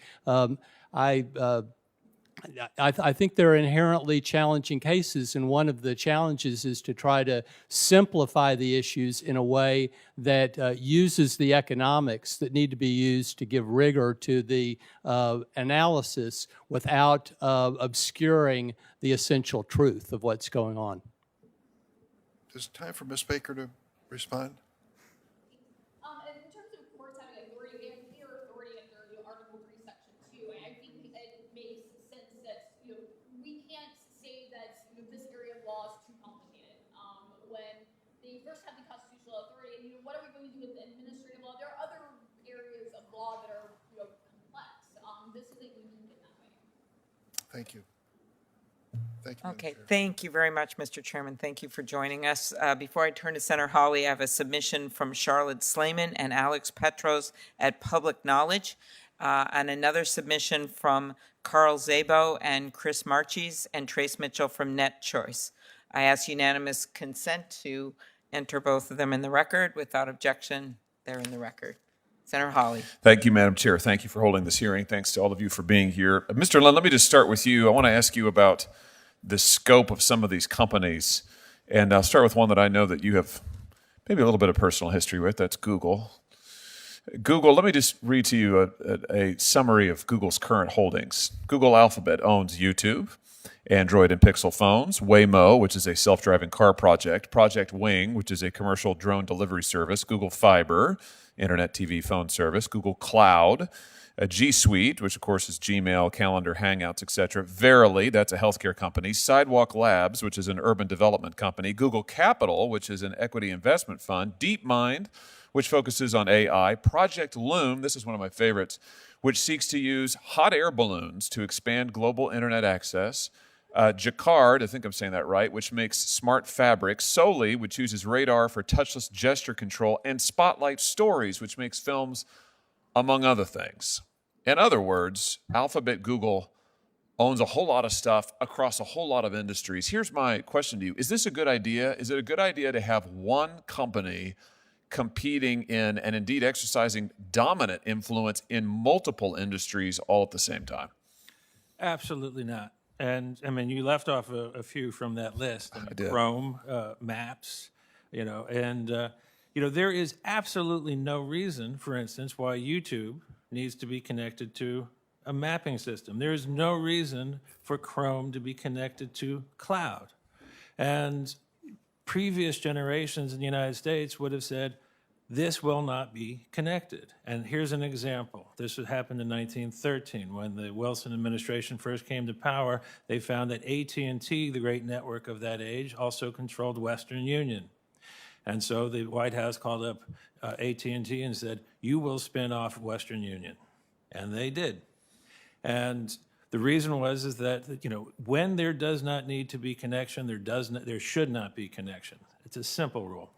What about companies like, for instance, Amazon? I mean, for example, should they be able to operate a retail marketplace where you have third-party competitors selling their goods, and then Amazon itself simultaneously operate that marketplace and sell its own goods competitively on its own platform, using potentially the data it's gathered from the other third parties who are supposedly using the open platform? Is that something you think is a pro-competition policy?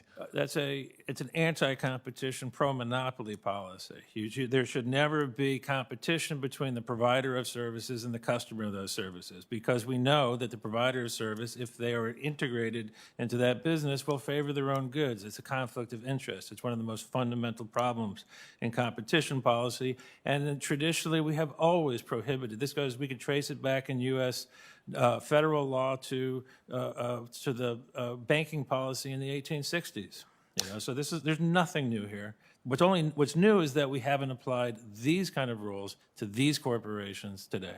It makes me wonder if maybe we talk about updates to our antitrust laws, if we need to consider an update to the antitrust laws that makes clear that these sort of massive conglomerate mergers and holdings across industries, particularly in the tech sector, Amazon, Google, Facebook, that you can be a provider of services or you could be a seller of services. You can be a neutral platform where you sell a third-party goods like Amazon, or you could be in the business of selling those goods yourself, but you can't do all of it all at one time. Do you think something like that is advisable? Yeah, no, I think that's necessary. That would actually take us back to where this country was for 200 years. That would restore the basic structure of power that existed when we were truly a democracy, when we were making ourselves a more perfect democracy. There's one other point that I'd like to make, which is that it's when you have a platform, when you have a provider of services, and this is especially true in the era of digital economics, is that you have to ensure that platform is entirely neutral in its provision of services. This goes back, we know this from the railways. Thou shalt you shall post your prices, and you will deal with everybody in the order in which they come. And there will never be any discrimination for anybody, because you, as a monopolist, have the power of government.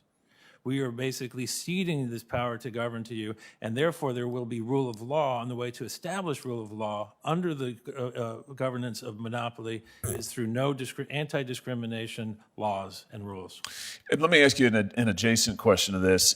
I wonder why dominant tech platforms or dominant platforms in any industry, it doesn't have to be tech, because as we know, we're seeing unprecedented consolidation. I think, as you pointed out, some of other panelists have mentioned, consolidation that we haven't seen in the country in a century, since the Gilded Age. Why should any dominant corporation be able to merge with any other entity? And let's just zero in on the tech platforms. Why should Google, for instance, or Facebook, why should they be able to buy anything else, given their dominant size at this point? I mean, do you think a rule like that would prevent any mergers by a currently dominant platform, for instance, is something we should consider? Yes, our group has long supported a straight-up prohibition on super large corporations engaging in any further acquisitions. And actually, I would amend that to say that any corporation that is in court, that is basically being charged with anti-democratic actions, that should be especially strongly applied to them. Let me ask you about this idea about an abuse of dominance rule that would put into as a presumption in the law that certain business practices are just per se illegal when they are carried out by a dominant corporation. Do you think that's something that we ought to consider? I think it would be difficult to sort of draw a line between a super dominant sort of corporation at the national level, the international level, and a dominant corporation at a local level. One of the things that we saw was, say, the Robinson-Patman Act. It was designed to actually give people powers that they were able to deal with the dominant local monopolist, the local warehouser, or we did this with local railroads. You don't want to have discrimination by the short line, just as you don't want to have discrimination by the trunk line. Very good. Thank you for that. In my few seconds here, Professor Rose, if I could just turn to you, can I ask you a little bit more technical question? What kind of thresholds would you like to see as optimal for horizontal merger enforcement? So thank you, Senator. I haven't come up with a particular number, but there's interesting work that's just out by one of my colleagues, Mike Winston at MIT, that suggests that just as important as it may be to bring the level for highly concentrated markets down from 2,500 to maybe something closer to the old 1,800 or 2,000 levels. It's even more important to look at the change in HHI if you want to understand the change in concentration that would be created by the merger. That seems to be much more predictive of harm than levels. And so I would think that one thing that the agencies might look at as they're reviewing the horizontal merger guidelines, as they do periodically, is to put perhaps more emphasis on those changes in concentration, even for markets that might not be as highly concentrated at least under current guidelines. Very good. My last question, Madam Chair. It's still for you, Professor Rose. Vertical mergers. Under what circumstance do you think that vertical mergers along a supply chain ought to be blocked? Well, I think those are fact-intensive exercises, but I think that we have substantially under-enforced the law with respect to vertical mergers. That's an area where it is very challenging, right? The AT&T Time Warner case, I think, demonstrated that the judge had some difficulty understanding the arguments about why the merger would be anti-competitive. I think the judges, was alluded to earlier, the judges find it easier to understand witnesses and documents perhaps than economic analysis. And I think in that case, as in some other recent merger cases, perhaps the court was too willing to take the assurances of the interested executives of the parties that all would be well post-merger. But I definitely think we need to do much more aggressive vertical merger enforcement. Very good. Thank you, Madam Chair. Thank you very much. We now turn to Senator Blumenthal, long leader in this area. Thank you. Thank you very much, Senator Klobuchar, and really appreciate your leadership, most especially on the Competition and Antitrust Law Enforcement Reform Act, which I am proud to co-sponsor, and other measures in this subcommittee and our full committee. I'm very concerned about barriers to private enforcement. I'm a former antitrust enforcer as state attorney general, but I know very well the importance of private attorneys general in enforcing these laws, not just for their own well-being, but for other consumers as well. And I think both of our key antitrust laws, the Sherman Act and the Clayton Act, empowered consumers, workers, and small businesses to seek recourse for abuses of monopoly power. But so often these harmed businesses and consumers face really Herculean obstacles to even getting a day in court. That's the reason that I've sponsored the FAIR Act, which would eliminate forced arbitration. And it's also the reason why I think the limitations to private enforcement in the indirect purchaser rule has to be reformed. It was established by the Supreme Court in two decisions, Illinois Brick and Hanover Shoe, as you well know. And Macon Delrahim urged Congress to override the decisions that, in his words, quote, work together to confuse antitrust damages doctrine and to handcuff most victims of anti-competitive conduct with no path for recovery while providing other plaintiffs with an unfair windfall.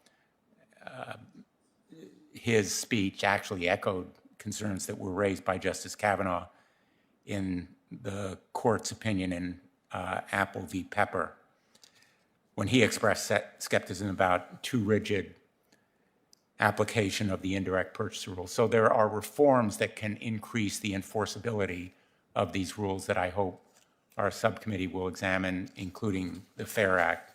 But I want to focus first on interoperability requirements. All of you know how, in effect, Google and Facebook have dug moats around their very formidable castles, trapping users from leaving. The network effects of their products and systems can have devastating effects on competition. And my view is we need interoperability and portability requirements to break down the walls that they have established. And last Congress, I introduced the Access Act, which would require large tech companies like Facebook and Google to offer interoperable access for competition and consumers. I don't need to tell anybody on this panel, you were experts, as to why this act could be very, very helpful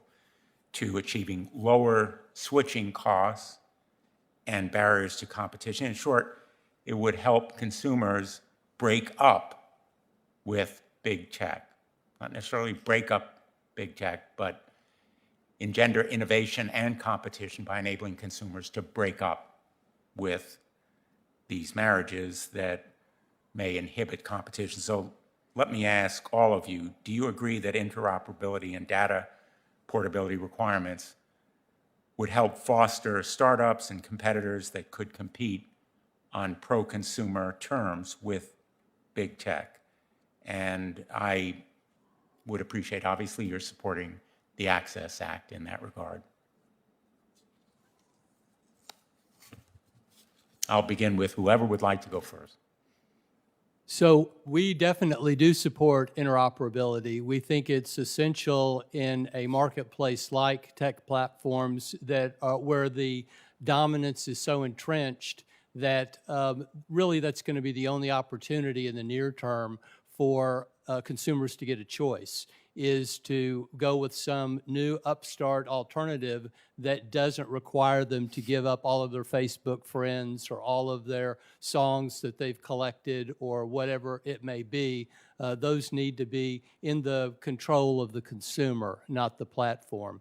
We also think it's important that in whatever wider access is given, that focus be kept on the consumer being aware of and in charge of what happens to their data and their information. Thank you. Thank you. So I would say it depends on the details. I think this is potentially a very pro-consumer option. First, I think we need to separate, what is portability versus interoperability, because the kind of concerns and considerations there are a bit different. It comes down to, implementation, how broad of a mandate it is, how well it fits with that technology, and also security. I think that's a really big consideration too, is that, this is something that would have to be implemented very smartly, especially when it comes to portability, because that could come with some security risks. So I think it's definitely worth exploring, but needs to, the devils are in the details sometimes. You endorse it in principle and you want to see the details? Yes, I endorse, exploring that, so yes. Thank you. Senator, if I could weigh in, I don't know. Yes, if someone else thank you. jumped or not. Sorry. Yeah, so I wanted to say, that's, I think, an extremely insightful analysis of both the problems that we have with some of these tech platforms and how we might approach a kind of light touch regulation to improve competition in the sector. And I would just echo, I know you're aware of it, the success that we had in telecommunications with such an approach. First, with increasing competition in long distance service, and then increasing competition in mobile telephony by exactly that kind of insistence on number portability and effectively interoperability of the systems. So I think antitrust isn't going to reach some of the problems that we have with these large technology platforms. Competition's going to have a tough time if we can't find a way to make entrants more viable, and that type of approach might be, as it's being pursued in the UK and in Europe, might be a very powerful way to improve competition. Thank you. I just our organization strongly supports interoperability requirements, but with a caveat, which is that we have to understand that those alone will definitely not solve the power problems, and that we have to be focused in integrating interoperability requirements with anti-discrimination rules, and also with ensuring that we're getting the proper structure. Actually, Nancy Rose just mentioned the AT&T case, and actually part of what was happening was a restructuring of AT&T. So it's like these things have to be pursued as a unit. That's a good point. I wasn't suggesting that the Access Act be the exclusive reform that we undertake, but I take your point. Thank you. Some people do, that's why. So.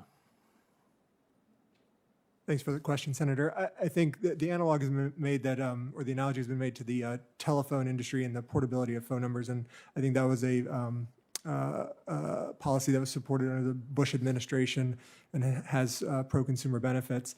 And I think that these issues are equally capable in need of study. I think it's likely that these are much more complex, and I think, as others have said, the devil's in the details, so to speak, because of that complexity. I don't dispute that it is complex, or it can be made complex, but the principle is very simple, and as all of you know, it has worked, as you say, in telecommunications. So I hope we can continue to get the benefit of your insight and advice. Thank you all. Thanks. Very good. Thank you very much, Senator Blumenthal. I also want to note we were joined by Senator Blackburn, who has an interest in this issue, which I appreciate. And as she's been online, you can't always see everyone, but I want to thank her for her participation. And I'm going to turn over to Senator Lee to ask a few more questions. We have a vote coming up, so he and I will close with some questions. Senator Lee. Thanks so much, Madam Chair. As I've said several times, the social media giants, Facebook and Twitter, appear increasingly to be flagrantly biased against conservatives, and apparently have no reservations about kicking them off their platforms or otherwise taking adverse action against them or things that they post. And I say this as someone who's been a pretty loyal, faithful consumer of their services over the last 12 years or so. This didn't exist at all when I first started using social media platforms a dozen years ago. It was an effective, albeit new technology that just allowed people to share information as they saw fit. It didn't exist for quite some time. At first it was subtle, and I hoped that I was just misunderstanding what was happening. But it's continued to grow to the point that, like I say, it's unmistakable. I find it interesting that the censorship, the political bias, became more brazen as the companies grew, but perhaps more importantly, as their market dominance became more complete. So when a platform feels like it can treat its own users, its own customers that way, that raises some questions. Mr. Rybnicek, when a platform acts like this, taking a very large segment of its user population and treats them that way, doesn't that tend to indicate that the platform doesn't think that it faces any serious competitive threat? So I'd say that I'm certainly sympathetic to these issues of bias, and I think it is, to the extent it is because of a competition issue, the antitrust laws would be capable of tackling that, right? So if this is being, if these issues are being raised because of anti-competitive practices, then there's nothing under the antitrust laws that would prevent the agencies or other plaintiffs from prosecuting them and finding and kind of outlining and articulating how that is a competition problem. I suspect that these are broader societal issues and policy questions that I'm certainly not an expert in, that are probably better to address this type of issue. But to the extent it's a competition problem, I have not heard an explanation for why the antitrust laws can't get to it, because if we articulate it in an antitrust concern. Right. Because typically if you did have an industry in which there were alternatives, in which there was actual competition, If one just started discriminating either on the basis of political ideology, economic views, or anything else that tends to divide large groups of people, you might have large migrations of people from one platform to another. Ms. Baker, let's go to you next. When conservatives are deplatformed, we're often told, look, if you don't like it, you can go out and build your own. For a long time, I found that argument persuasive. I really don't like government intervention in anything. I'm actually more open to it in the field of antitrust than I am many others, but across the board, I'd rather have government stay out for the most part. The argument works in some areas, in some ways, but the if you don't like it, go build your own argument lost a lot of steam recently. Parler tried. And what happened? Well, Apple and Google and Amazon all teamed up to just kick Parler off the internet and out of the zone of being able to operate entirely. Build your own sounds really nice in theory. But in this instance, I'm not sure it works in practice. Do we have an entry problem? So I'd like to separate this a bit from the specific Parler incident because I think that ended up being more of a contract dispute. Overall, and I talk about this in my written comments, market entry is a bit different now, and not that it's harder to enter, it's that new market entrants tend to not replicate the same platform and the same product, but kind of, as I kind of described it here, they enter from the side. They have a new product that devalues the core asset of whatever they're competing with. So it's, no one's really building a new Facebook because it's already been done. I mean, maybe people are trying to do that, but that's just not where the startup community and the venture capital community is going. It did in the case of Parler. I mean, they did in fact build a new social media network, and they had an app, and all within a matter of days. You had Amazon refusing to continue to provide cloud services, thus taking them out of operation altogether. And you had both Apple and Google within, hours of each other, removing them from their app store. So you're right, there doesn't seem to be a lot of entry into the marketplace. In this instance, there was a new entrant. And granted, Parler was a much, much smaller platform, had far fewer users than Twitter, and certainly far fewer than Facebook and Instagram. Nonetheless, once they got into this, they got kicked out. It's difficult to see that as a robust marketplace where new entrants can make a play, doesn't it? Well, to address your first problem, I mean, it's not exactly the same product either. It is, geared toward a separate set of consumers. But from my understanding of the Parler case, and it's pending litigation, I don't like to weigh in on things without knowing, what's in all of the documents and that sort of thing. But it sounds like they dropped their antitrust claim, and that was more of some sort of contract dispute.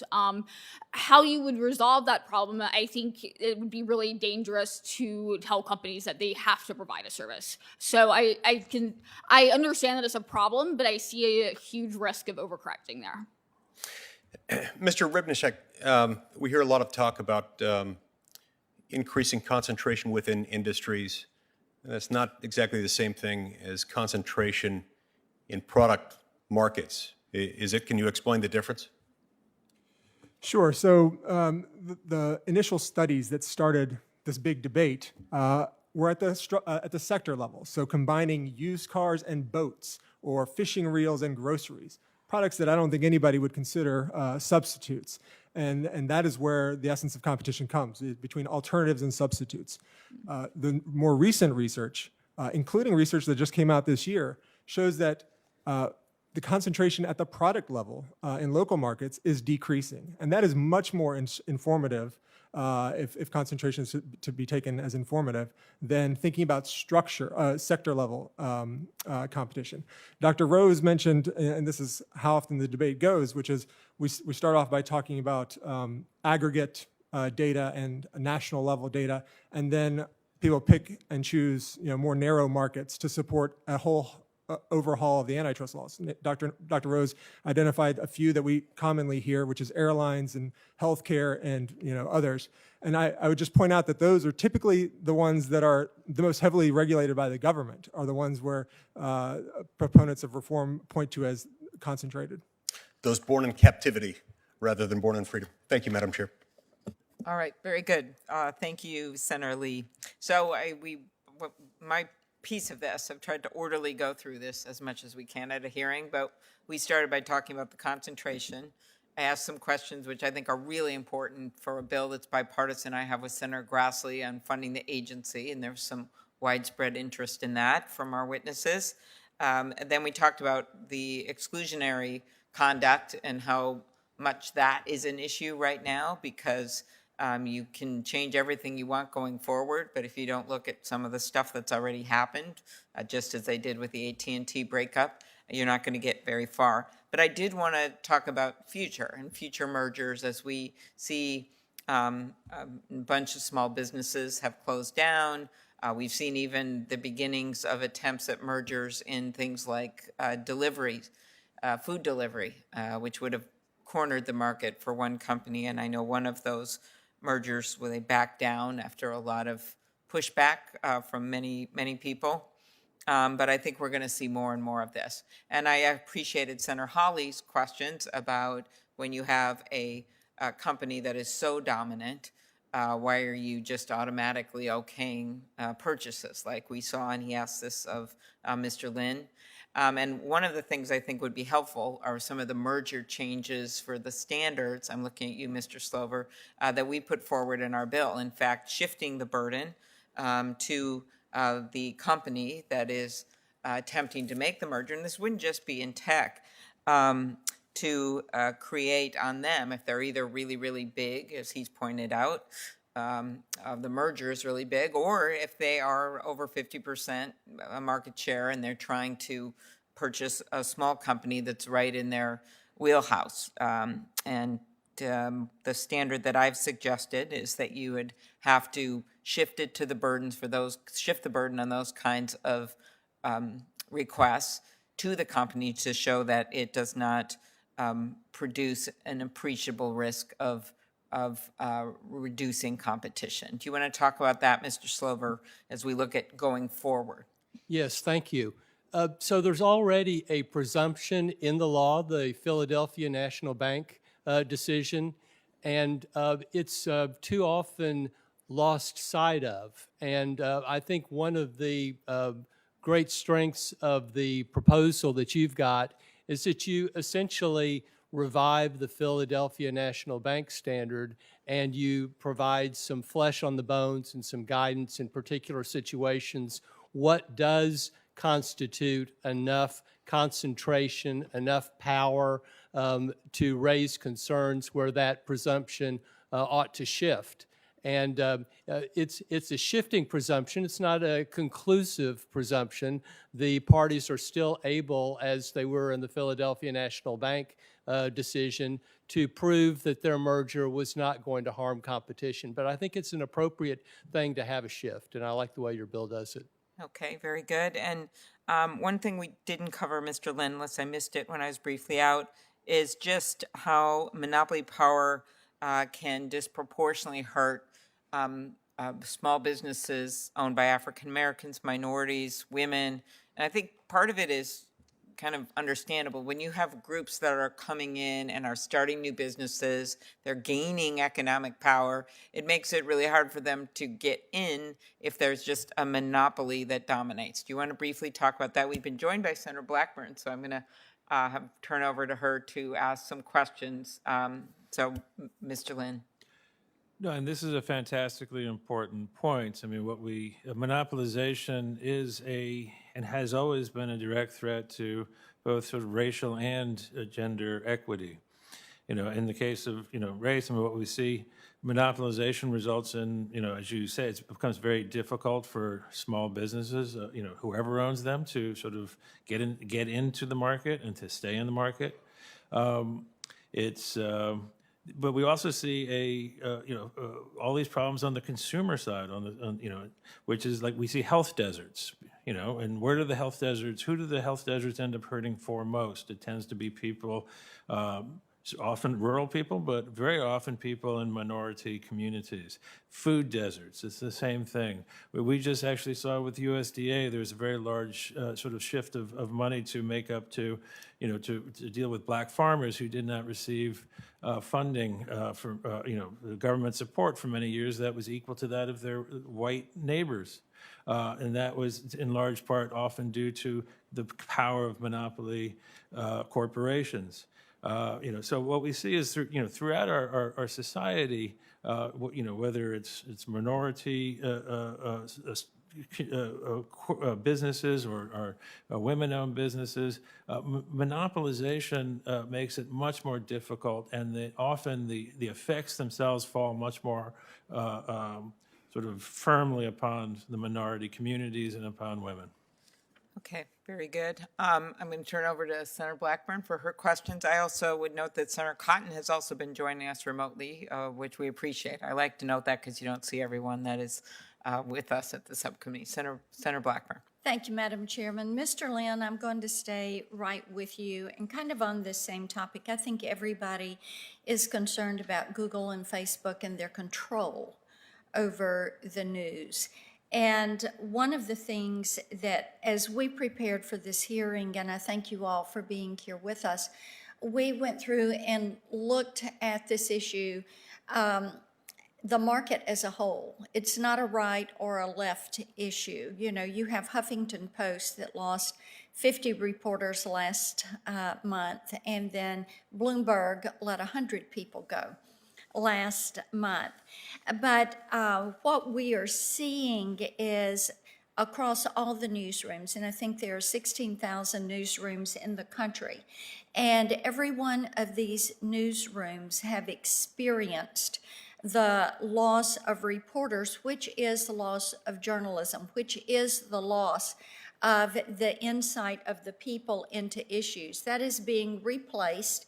You look at Google's ad business, and what you are seeing is that they are going for clicks and the clickbait type issue, and this is something that does concern us.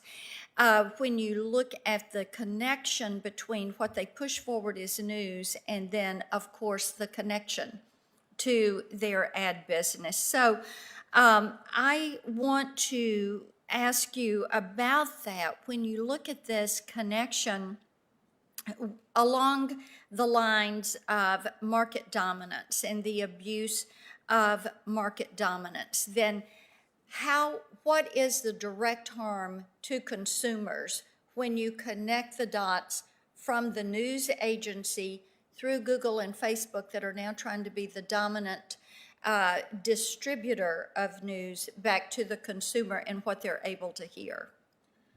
Well, I think, in terms of the consumer, as consumer, the harms, and thank you for that, Senator, the consumer, as consumer, the harms are you end up with less information, you end up with less oversight of large corporations, you end up with less oversight in terms of consumer safety, you end up with fewer people sort of watching over the governance of the main street in your community, because we've lost in this country, there's all kinds of different numbers, but we're talking about tens of thousands of journalists who were walking the streets of our communities, looking, opening doors, looking into, problems. Tens of thousands of journalists are no longer out there. And you mentioned just, the people at Bloomberg and my friends at Huffington Post. This is so this is a true crisis.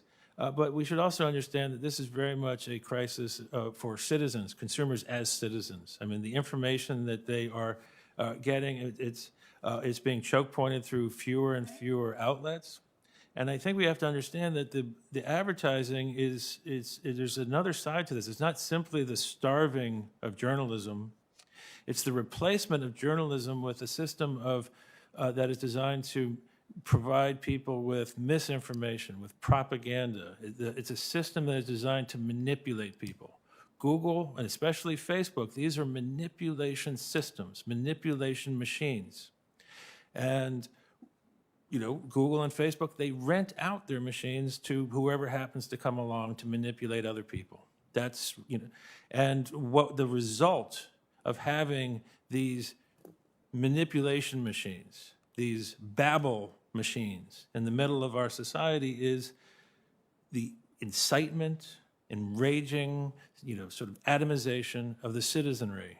And so we have people who should be working together instead fighting with each other in the streets. And also, there is an invasion of privacy component for citizens also, correct?